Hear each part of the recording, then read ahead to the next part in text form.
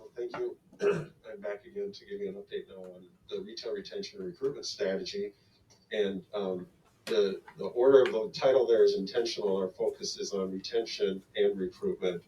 We want to make sure that we can do what we can to support the businesses that are already here. So at a high level, our objectives is to execute a strategy that supports a vibrant downtown retail experience. Again, all about the experience for residents, visitors, downtown employees, so we can support the growth of those who are here and those who we want to come here from a business perspective. There's a lot that goes into running a successful retail business, and not everything are we able to support or directly impact, but there are some things that we believe with the strategy we can support and directly impact, that being the space, the entrepreneur support, the customer base, and capital. And so the strategy that we have developed or are developing touches on all of these things. It's not all encompassing. There's some things that we're not able to directly impact, but we are. This is a space, an area where we think we can have an impact. There are 9 elements to the strategy, some of which we're data gathering and are largely complete. And then as we slip into execution mode, we've done a significant amount of work partnering with the Rochester Downtown Alliance and understanding who's living downtown, as we've had this urban infill of new places for people to live downtown. And we've heard downtown Rochester described as the fastest growing neighborhood in Rochester. Well, what does that mean for the businesses that are already downtown? What does that market look like? How much money are they making? How old are they? What are their motivators? We needed to understand that. We also wanted to compile a lot of data about Rochester and about downtown Rochester to develop retail marketing collateral. And so it's materials that we can take out into the marketplace to talk to businesses that might consider coming here. An inventory of available space, a retail gap analysis. So inventory of available space, we have some space that is now available. What is that, and who are the brokers for that space? Understanding the gap analysis. What do we have? What are we missing? What are our customers, broadly defined, telling us we need? The broker-owner relationships are really important. We see the formation of stronger collaboration between brokers and owners and retailers. Access to capital, we're going to talk about in just a little bit with Cindy around the Main Street grant. Marketing, recruitment activities, that would be a companion to what Mike has been describing more in the technology space. Interim uses and a retail incubator program is something that we contemplate. We get this question a lot of what's missing in downtown Rochester, and we wanted to hear from a lot of different kinds of individuals when we asked this question, and we got input from residents, both downtown residents as well as from the community, with help from the RDA. We heard input from visitors. We heard input from the current business owners as well. And then we had some external consultants, and we didn't give a list of, is this missing, yes or no? It was an open-ended question.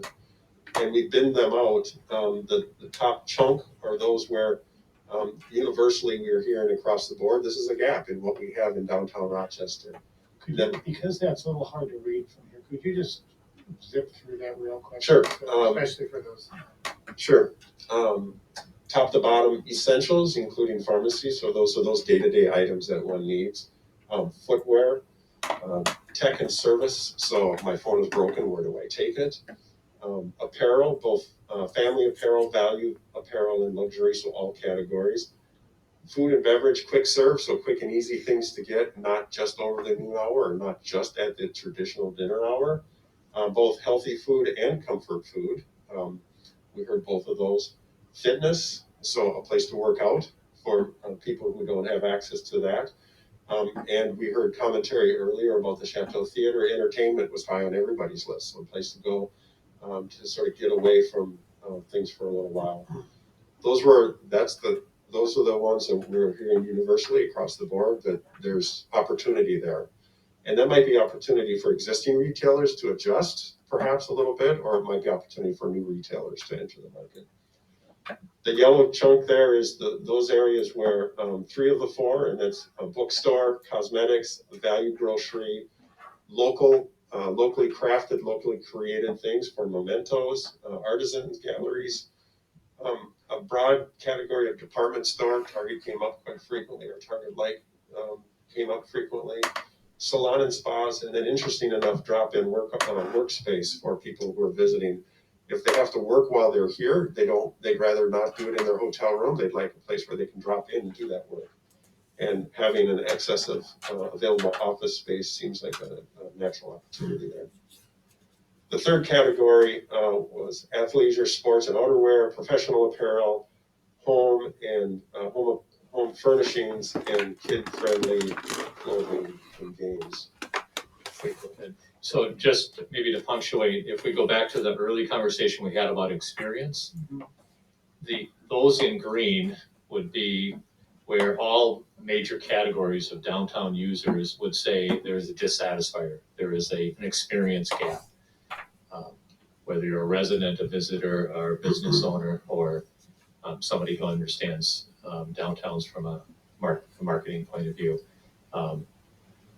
Those would be universally, so everybody said this is a dissatisfier, those in green. So if we're going to be focusing on sort of key opportunities, is probably in the green where everybody feels there's a problem. And I feel compelled to say, it's not to say that if it's in the green, we don't have that. It might be that we don't have it in sufficient quantity or sufficient variety or options. Because we do have some of those things in downtown Rochester. It may not be everything that everybody is looking for. And so it's not necessarily that it doesn't exist, but it doesn't exist in sufficient quantity or variety. And again, this is not our opinion of what's missing. This is what the market research of people telling us what they feel is missing. Right, Mayor? Yeah, and I just want to add the kind of the value grocery and the Target Light department store concept. I work with the Mayor's Youth Council, and the university students in particular have raised those issues as very key for them. And while we may say, living in town, if you have a car or money for an Uber or our car, I'll just drive out to any place. They don't have that option, and so I'll just raise that here.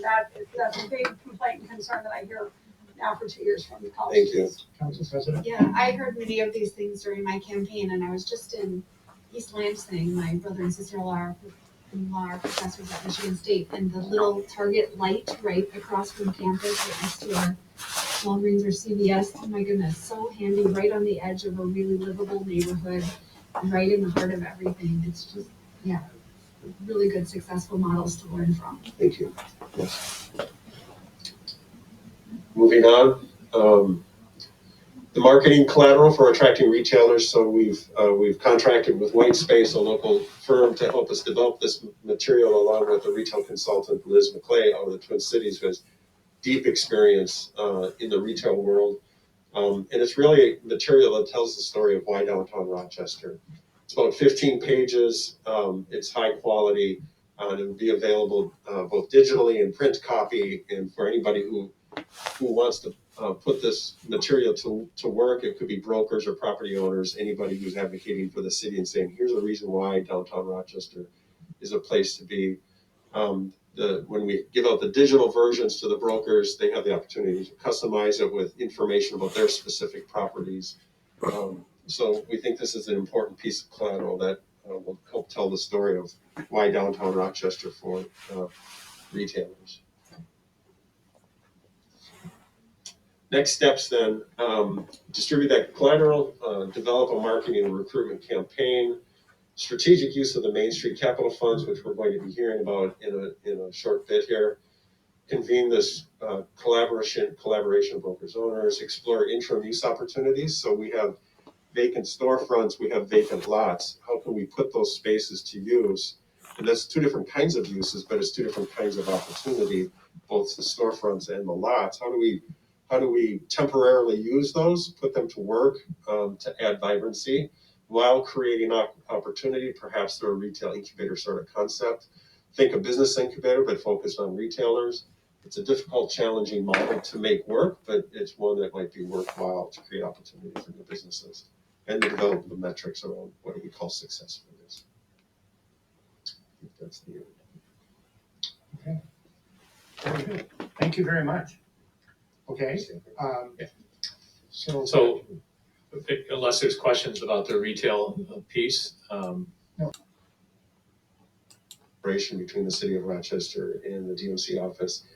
And it's been a whirlwind. We learned of the opportunity in early August, and the application deadline was the end of August.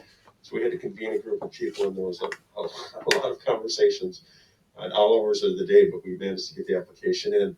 So just some background, we know that access to capital can be a challenge for small business owners. COVID has meant businesses need to operate a little bit differently.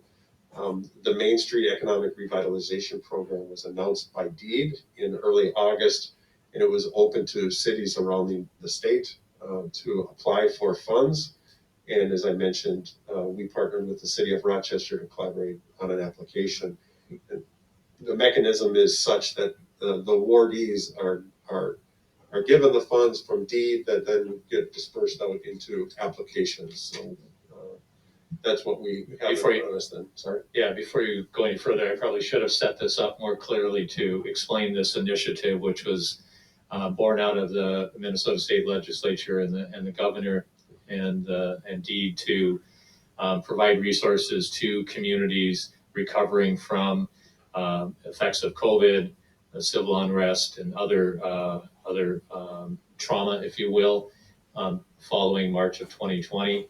And it's available to communities around the state, a pool of $40 million total that was available in this first round, and another $40 million available in the second round, which is in March. And so when we submitted, and it comes with a significant set of guidelines in terms of how funds can be used, and I'm sure Chris will cover that.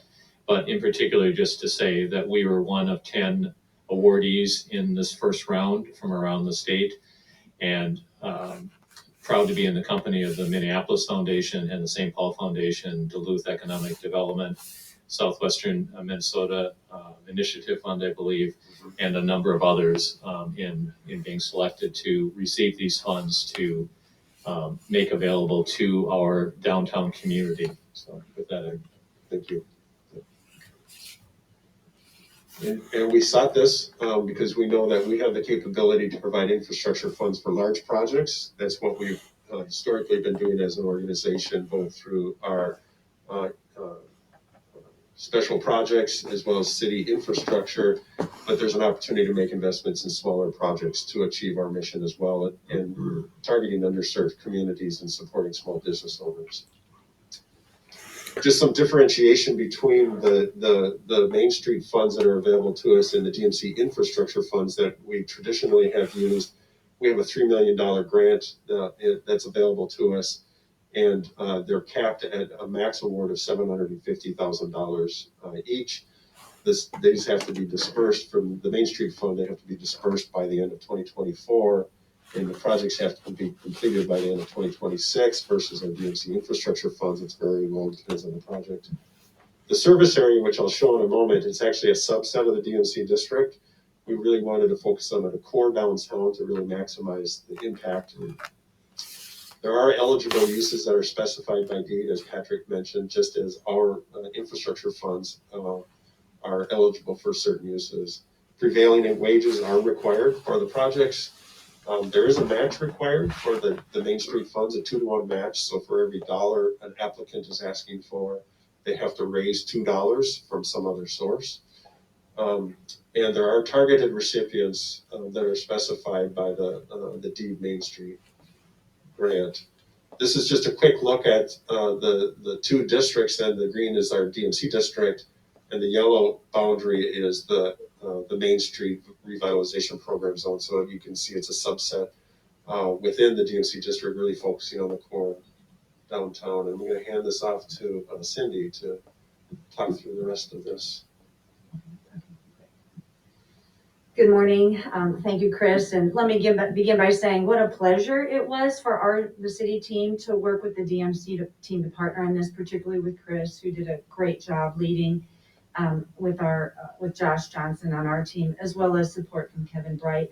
As Chris indicated, the state really does dictate the terms of the award that was received and how the funds might be used. I would note, and as you can see, it's particularly for capital, it's specifically precluded using it for existing business operations. This is really meant to drive development and revitalization, as Patrick said, of those communities hit particularly hard over the past year and a half's events.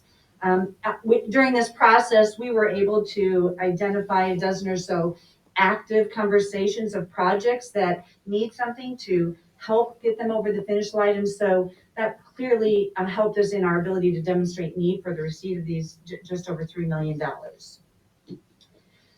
Again, per the deed requirements, there's a target population for the use of these funds. As you said, properties in the designated area are eligible, but in particularly, we hope that these funds help to support the state requirements as well as our local strategy to lift up projects that support the BIPOC community and other communities that perhaps have disproportionately not had access to funding streams like this. I'm particularly excited about the co-design piece of this project, right? So we have some really great examples of co-design and see it as a real strategy going forward. We've used it particularly in the built environment, but in this case, on this project, we're going to be able to use the co-design process to help influence systems that influence the built environment of the project. And so co-designers will help develop the application process. They'll be included in reviewing the applications. And then also as part of the engagement effort, there's going to be a very strategic communication strategy that we want to use to create awareness not only of the opportunity of these funds, but the impacts that they're having, as well as we anticipate that there'll be technical assistance that we'll need again to help support these projects, lift them up and bring them over the finish line. Partnership has been key to Rochester's success. And in this case, Chris mentioned the very accelerated schedule that we had upon receiving notification of this opportunity to when we had to get the application put in. Here is the sampling of the partners that really came to the table to help give us support to this effort. And I would say if there was not already a great foundation of partnership in this community, we could not have turned around this application in less than 30 days and received the award that we did. I like to say that together our partnership is helping us have 1 + 1 = 3. It is really about leveraging the success of our work here in Rochester. In terms of the current status, again, we're, as we indicated, there's a lot of core planning that needs to happen. We'll be working to develop the work plan, identify the objectives. We've put together a multidisciplinary team. It'll include, obviously, led by DMC, city representation, as well as other representation on the team. We'll identify the co-designers, again, to help design not only the application process, but to help influence the award of applications. Developing the scoring criteria, the engagement, and the technical assistance identified. So that's our path forward. We obviously want to thank you for your support in letting us partner to pursue these fundings.